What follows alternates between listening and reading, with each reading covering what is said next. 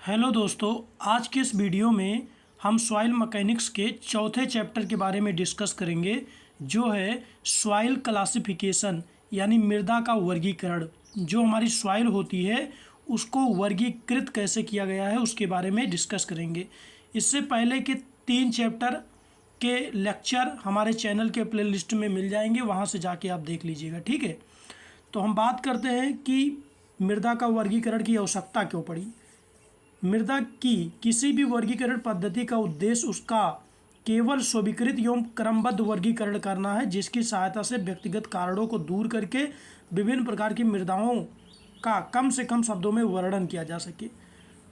मृदा का वर्गीकरण केवल इसलिए करने का उद्देश्य केवल इतना है कि उनको क्रमबद्ध किया जा सके और उनका व्यक्तिगत एक एक करके उनका वर्णन किया जा सके, ठीक। उद्देश्य कौन कौन से हैं सॉइल को वर्गीकृत करने की।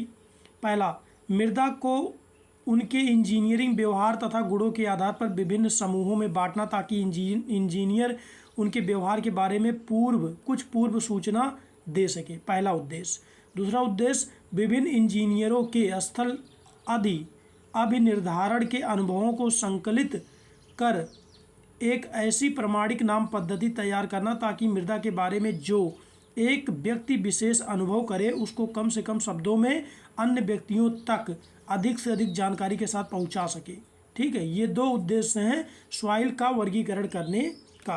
अब हम बात करते हैं कि अच्छे वर्गीकरण पद्धति की आवश्यकता क्या है, अच्छी वर्गीकरण पद्धति क्यों होना चाहिए उसके बारे में बताया गया है, पढ़ लीजिए, ठीक है। थ्योरेटिकल चीज़ है एकदम। उसके बाद जो हमारी सॉइल होती है, सॉइल को वर्गीकरण कई आधारों पर किया गया है, ठीक है। कई आधार पर हम सॉइल को अलग अलग भागों में बांटे हैं।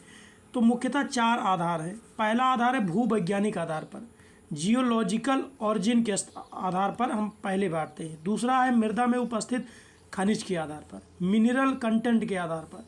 दूसरा है कण परिमाण के आधार पर। तीसरा है जिसे ग्रेन साइज कहते हैं। चौथा सुगठिता के आधार पर। हम इस चैप्टर में जो अध्ययन करेंगे वो कण परिमाण के आधार पर और दूसरा सुगठिता के आधार पर जो सॉइल को बांटा गया है उसके बारे में डिस्कस करेंगे इस चैप्टर में, ठीक है। पिछले 2 इंट्रोडक्शन में हम इसके बारे में बात कर चुके हैं, ऊपर वाले 2 में, ठीक है, बेसिक नॉलेज ले चुके हैं, ठीक है। तो सबसे पहले हम बात करते हैं कण परिमाण वर्गीकरण कैसे करते हैं, ठीक है। तो इसको जो है 3 भागों में बांटा गया है। पहला, ये आपके परीक्षा के दृष्टि से इम्पॉर्टेंट है, ठीक है, ये पूछा जाएगा आपके एग्जामिनेशन में, ठीक है। इसको आप अच्छे से पढ़िएगा। तो इसको भी कण परिमाण वर्गीकरण को भी हम कितने भागों में बांटे हैं, 3 भागों में। पहला, मोटे कण वाली ससंजनहीन मृदाएं, सूक्ष्म कण वाली ससंजक मृदाएं, कार्बनिक मृदाएं, इन 3 भागों में बांटा गया। अब एक एक करके आप इसको पढ़ लीजिए, ठीक है, कि मोटे कण वाली मृदा कौन है, सूक्ष्म कण वाली मृदा कौन है, कार्बनिक मृदा कौन है, ठीक है। एक एक करके आप इसको पढ़ लीजिए, ठीक है। ये सारणी दी गई है, एक एक अलग अलग कण की मतलब वर्गीकरण किया गया है, ठीक है। उसके बाद आप देख लीजिए यूएस ब्यूरो की गठनात्मक वर्गीकरण प्रणाली क्या है, ठीक है। गाइज, ये वाला डायग्राम आप अच्छे से देख लो, ये आपके क्वेश्चन में एग्जामिनेशन में आता है। ये वाला डायग्राम बनाने के लिए गठनात्मक वर्गीकरण पूछता है, कहता है कि सॉइल का गठनात्मक आप वर्गीकरण कीजिए, ठीक है। गठनात्मक वर्गीकरण सॉइल का कीजिए, ठीक है। ये अच्छे से पढ़ लीजिए इसमें, ठीक है। कैसा ग्रांडे चार्ट बताइए, ये भी आता है क्वेश्चन आपके एग्जामिनेशन में। तो ये आपके पास क्या है, कैसा ग्रांडे सुगठिता चार्ट है, ठीक है। ये कैसा ग्रांडे सुगठिता चार्ट है, इसके बारे में मिट्टी के बारे में बताया गया है। जब हम मिट्टी में पानी मिलाते हैं तो वो किसी भी आकार में ढाली जा सकती है, तो वही उसकी सुगठिता कहलाती है। तो इसमें 5 पॉइंट हैं, ठीक है। 5 पॉइंट को आप अच्छे से रीड कर लीजिए, ठीक है, वीडियो रोक करके, ठीक। उसके बाद हम बात करते हैं कि PRA वर्गीकरण पद्धति क्या है, public road administration system of soil classification, ठीक है, उसके बारे में बताया गया है। तो मृदा कण परिमाण के आधार पर तथा उसके सुगठिता गुणों के आधार पर विभिन्न समूहों में हम बांटते हैं, किसको, सॉइल को। देख लीजिए, ठीक है, ये रोड के बारे में बताया गया है, बिल्कुल थ्योरेटिकल चीज़ है, पढ़ लीजिए इसको अच्छे से, ठीक है। उसके बाद हम बात करते हैं भारतीय मानक वर्गीकरण, IS क्लासिफिकेशन ऑफ सॉइल। ये आपके एग्जामिनेशन में 100% क्वेश्चन पूछा जाएगा 2022 में। 110% पूछा गया। ये क्वेश्चन हर साल आता है लगभग आपके एग्जामिनेशन में, ठीक है, BTUP में। तो IS क्लासिफिकेशन के हिसाब से सॉइल को चार भागों में बांटा गया। पहला मोटे कण वाली मृदा, और दूसरा सूक्ष्म कण वाली कार्बनिक मृदा, तीसरा कार्बनिक सिल्ट या मृतिका, चौथा पीट। इन चारों के बारे में बेसिक चीज़ें इसमें दी गई हैं, ठीक है। आप इसको अच्छे से पढ़ लीजिए, ये आपके लिए इम्पोर्टेंट है, ठीक है। ये सूक्ष्म कण वाली मृदा है आपके पास, उसके बारे में बताया गया है, ठीक है।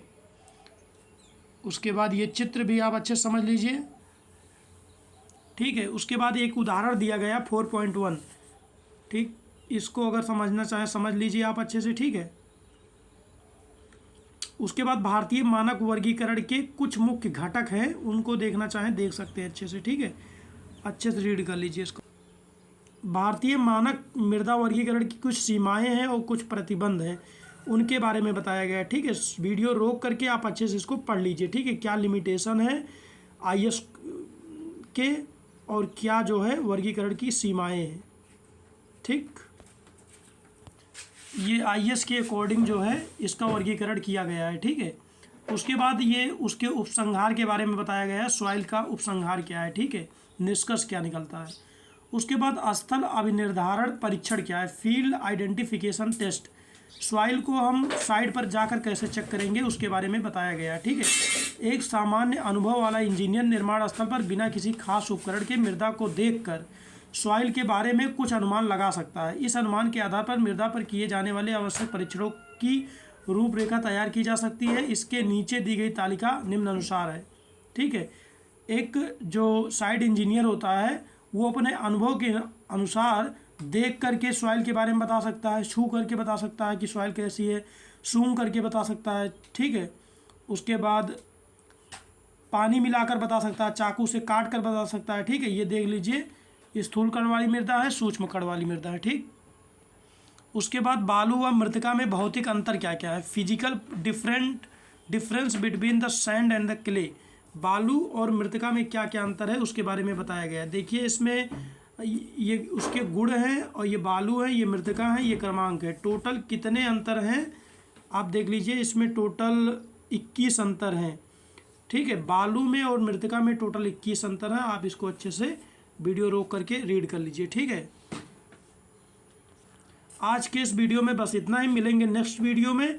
नेक्स्ट वीडियो में हम बात करेंगे चैप्टर 5वें के बारे में, जो है पारगम्यता, जिसे इंग्लिश में कहते हैं परमेबिलिटी, ठीक है। सॉइल की परमेबिलिटी क्या होती है, पारगम्यता क्या होती है, ठीक।